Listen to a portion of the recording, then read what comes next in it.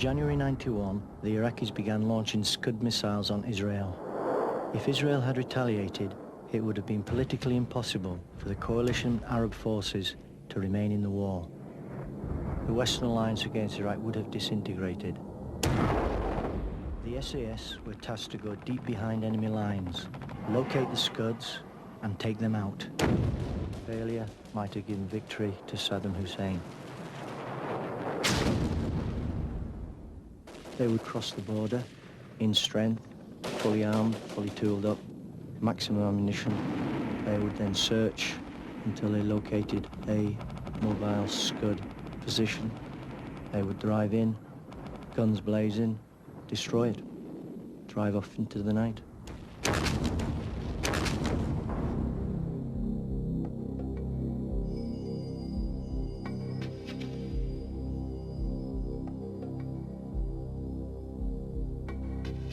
This film is about two successful missions deep behind enemy lines.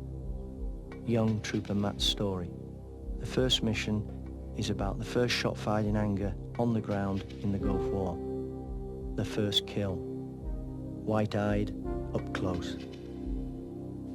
Initially, they talked about us doing some form of hostage release because of all the hostages that had been taken in Kuwait and then moved up towards Baghdad. And then taskings changed throughout as the theatre actually built up. They started looking at us going into Western Iraq, deep behind enemy lines, and doing some form of search and destroy. Basically as a disruption force to draw the attention away from Kuwait.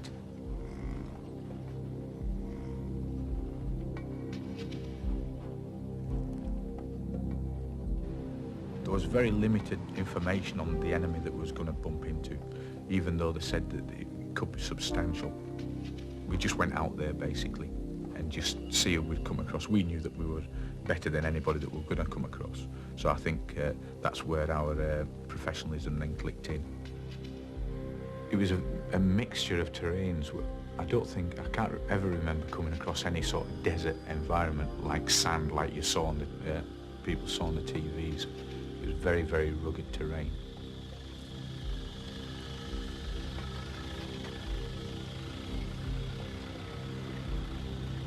We'd been driving all night at that stage. We'd been across the border in the region of about 4 to 5 days. We'd been in as layout point as LUP for most of the day. And what we tried to do is get into dead ground, into a depression in the ground if we could, to keep concealed, especially at a great distance. We put sentries out upon the high ground, which could then identify anything coming towards us, and cammed the vehicles up, put big cam nets over the vehicles, and basically just got on with administration, cleaning weapons, sorting yourselves out, getting some food down you, and then eventually getting some sleep. The weather was, in everybody's opinion, horrific. You know, the guys that have been to Norway said that they'd never ever been so cold. We didn't have the equipment and the clothing to keep us warm. I started to have a lot of cold injuries to my fingers because the gloves that we had weren't good enough. They were only very thin leather gloves, and your hands became very, very hard and very cold.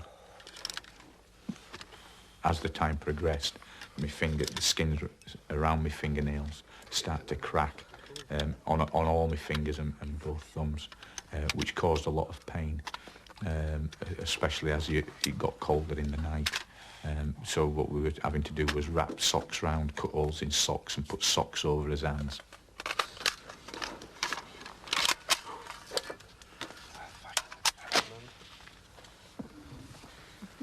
Because it was that cold, you were gritting your teeth a lot more. And I cracked quite a few of my teeth at the back of my mouth because of just pure gritting my teeth. Clothing was initially very limited. We was under the impression, and our intelligence had stated that it was quite warm out there, and most of us went out with jungle combats or desert combats at the time, which turned out to be quite poor. And as normal SAS smocks, which are slightly wind resistant, but in the temperatures that we were going to come across, they weren't that good.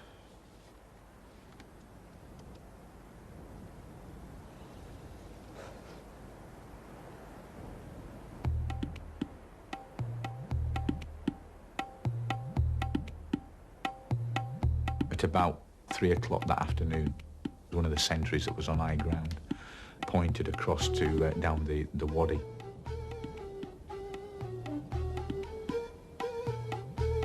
There was a vehicle coming towards us, a small Jeep type vehicle. And all of a sudden it just drove straight towards us, and we didn't know what the hell it was. We obviously knew it was Iraqi. So, you know, you can only take it that it's obviously enemy.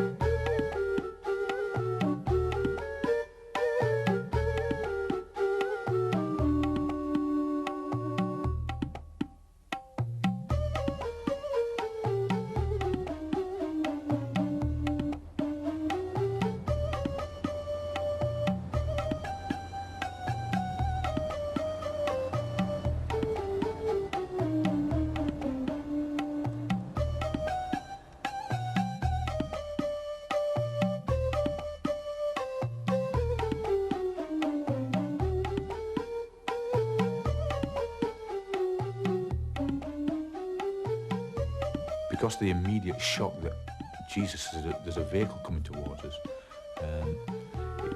it did cause a bit of an initial flap once we identified who they were.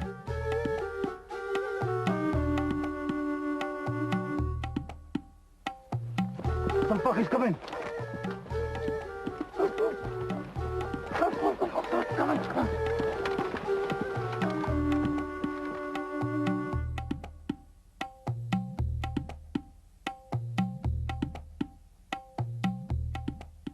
He drove right up towards our vehicle and stopped within about 30 metres of it.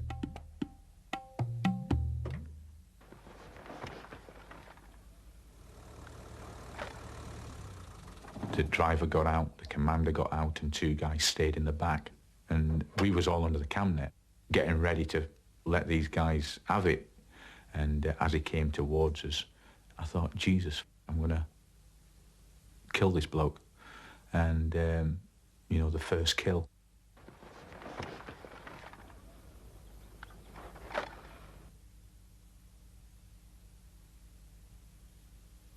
And as he came towards us, one of our guys walked out with his weapon behind his back. Our lad lifted his weapon up. At that point he had a stoppage, but at the exact same point I dropped the guy. This all happened in an instance, but it seemed to take a great deal of time.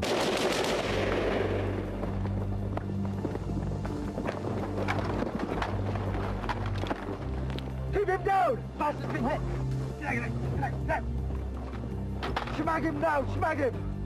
At the same time, and I'm talking literally over seconds, I got up with another guy and started moving towards the vehicle. As we got there, one lad was pulling the body out of the back, and there was a big jet of blood just spurted out, which stuck in my mind, you know, because that's the graphic detail of it. Shmag him up! Get him over to the vehicle, quick as you can! Move it! Get him back down! Get him back! That's what he said, he's done it. Okay, get back and check the vehicle. Check the guys, get ready to move. The guy died very, very quick. The other Iraqi was massively traumatised. He was in great shock because all of a sudden he was on a normal reconnaissance for the area, and next thing he knows, everybody that's with him has been killed. They were the reconnaissance group, the command group for a very large artillery division, and the information that they had on them gave the Allies a massive amount of information of what was going on in Iraq, basically. We was told afterwards, when we eventually got back across the border, there was somewhere in the region of 30,000 troops coming into our immediate area where we was, and at that point we was actually surrounded by them already. The immediate shock of everything died down very, very quickly.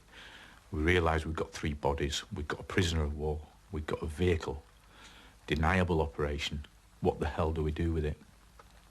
Initially we was going to bury the bodies there and then, but it would have been ludicrous because their forces would have come to that location anyway and seen them, because we could only dig very shallow graves.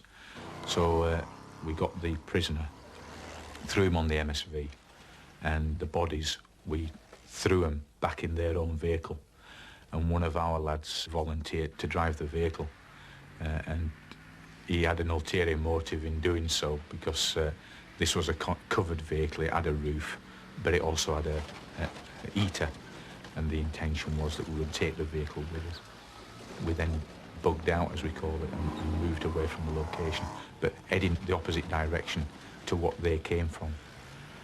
I think we were in the region of about 75 to maybe 100 miles behind enemy lines at this stage.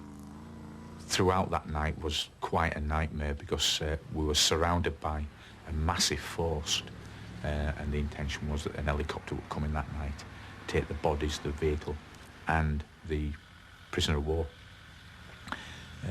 At that stage, when we stopped and the guy got out of the vehicle that had been driving the bodies around all night, he smelt quite badly, because obviously these bodies were starting to decompose in the back of the vehicle, but he was totally unaware of that, because he'd been nice and warm all night in his little vehicle, which was slightly amusing, and it, you know, even though it was horrific what had happened, but it brought a few smiles on people's faces that he was nice and warm, but he stunk to high heaven.